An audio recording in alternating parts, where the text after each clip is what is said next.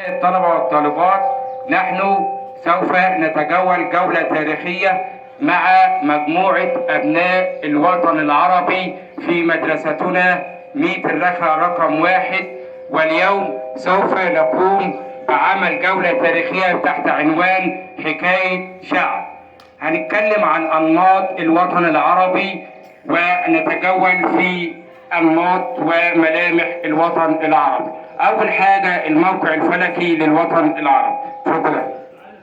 الموقع الفلكي للوطن العربي: يقع وطننا العربي بين خطي طول 60 درجة شرقا و17 درجة غربا، وبين دائرتي عرض 2 درجة جنوبا و37 درجة ونصف شمالا، وتمر دائرة الاستواء في جنوب. تمام. دي يا ولاد أول حاجة عرفناها موقع الوطن العربي. يقع في إقليمين: إقليم البحر المتوسط والإقليم الصحراوي الحار. ننتقل إلى الموقع الجغرافي للوطن العربي. اتفضل.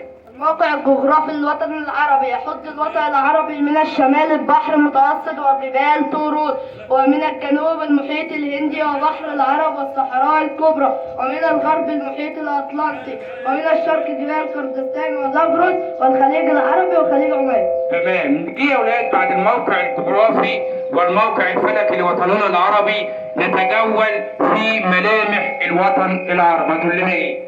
الأماكن المقدسة في وطننا العربي. هناك العديد من الأماكن المقدسة في الوطن العربي ذات الأهمية الدينية الكبيرة، مثل الكعبة المشرفة في السعودية، وكنيسة القيامة في فلسطين، والأزهر الشريف في مصر. تمام. ننتقل إلى محور آخر في وطننا العربي. هتقدم لنا إيه؟ الخلفاء الراشدين هم عمر بن أبو بكر الصديق من 11 هجريا إلى 13 هجريا، عمر بن الخطاب من 13 هجريا إلى 23 هجريا، عثمان بن عفان من 23 هجريا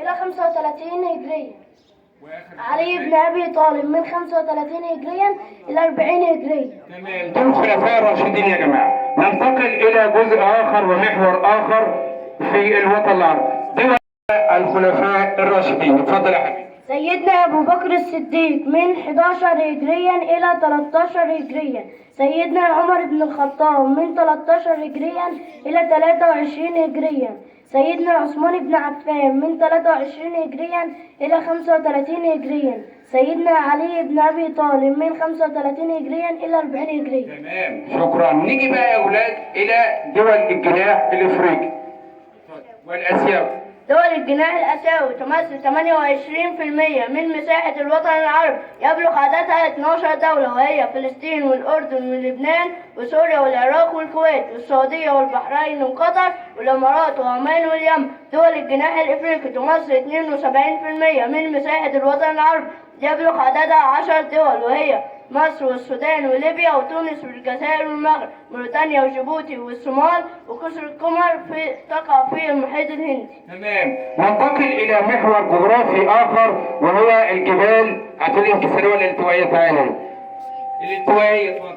نشأت نتيجة حركة باطنية تعرضت لها الأرض، مثل جبال أطلس في تونس والمغرب والجزائر. تمام كده يا جماعة. يبقى الجبال الالتوائية في تونس والمغرب والجزائر. تعالى وتقول لنا إيه؟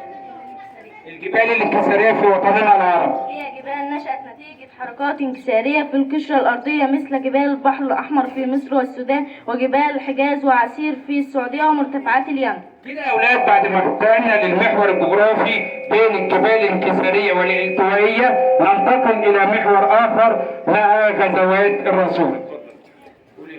غزوة بدر وغزوة أحد وغزوة الخندق أو الأحزاب، فتح مكة أو صلح الحديبية. شكرا. ننتقل إلى محور تاريخي آخر في حياتنا. العادات السيئة في الوطن العربي. وأد البنات، شرب الخمر، الأخذ بالثأر. تمام. دي عادات سيئة كانت منتشرة في الوطن العربي. بعد يا أولاد هذه الجولة التاريخية في وطننا العربي يجب أن نعتز بتاريخنا، فمن ليس له ماضي ليس له حاضر ولا مستقبل. شكرا لحضراتكم.